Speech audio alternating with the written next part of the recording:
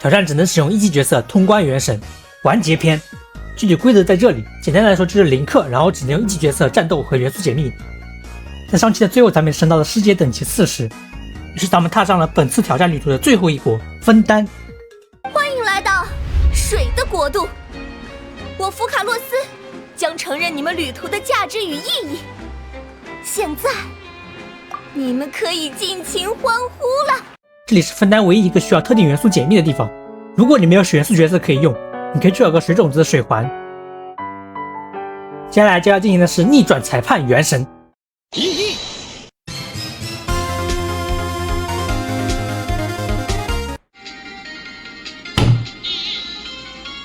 它像个被扎破的气球，一下子就软下去了。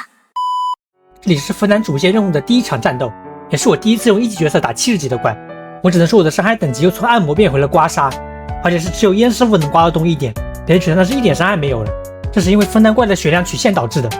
71级的怪比60级的怪血量几乎翻倍，这里这个机器人已经就73000的血量了。打这波怪我就耗费了3分半。重新看一遍弗琳娜扮演水神，真的觉得又可爱又让人心疼。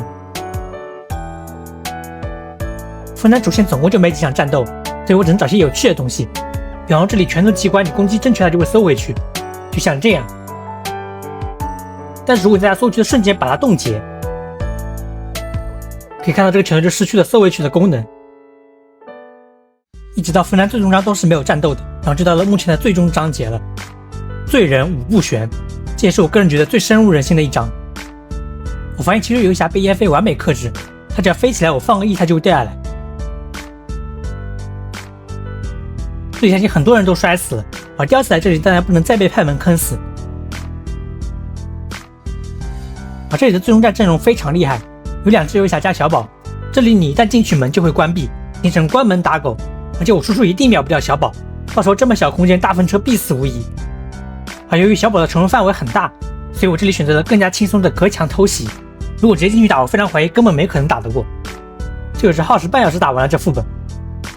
最后就到了最让人心疼的审判弗琳娜和福卡洛斯环节。在进行最无义务之前还有最后一场战斗，也就是关闭灯光的时候会有2机器人。注意看这里特效和之前不太一样了，这是关闭了 Bloom 功能的效果。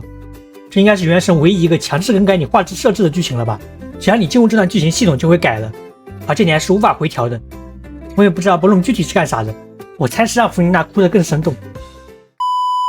来吧，罪人五步旋。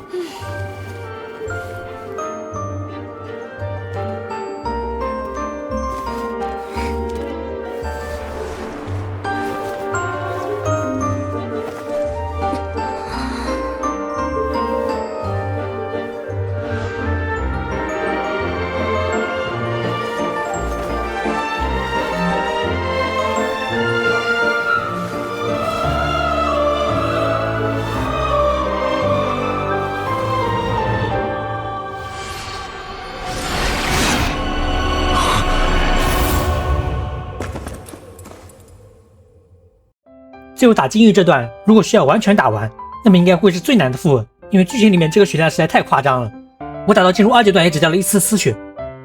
还有2阶段纳维莱特会给我们一个 buff， 这个 buff 不仅仅可以给咱们快速破盾的效果，还附带一次锁血加满血复活。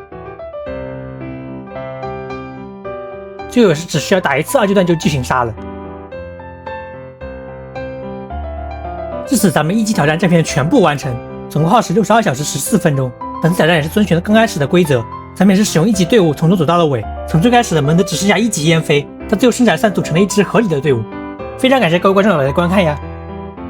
接下来是非正片环节，首先是我从须弥中期开始就没抽卡了，这里是攒到了常驻保底。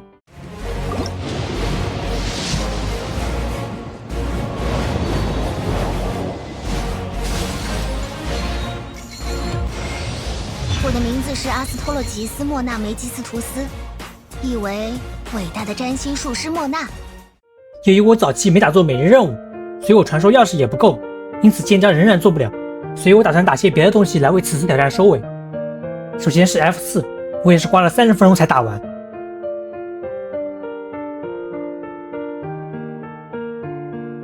前期为啥没打是因为一只小宝就53经验，19只就能让我觉得升级，为了那点材料不太值当。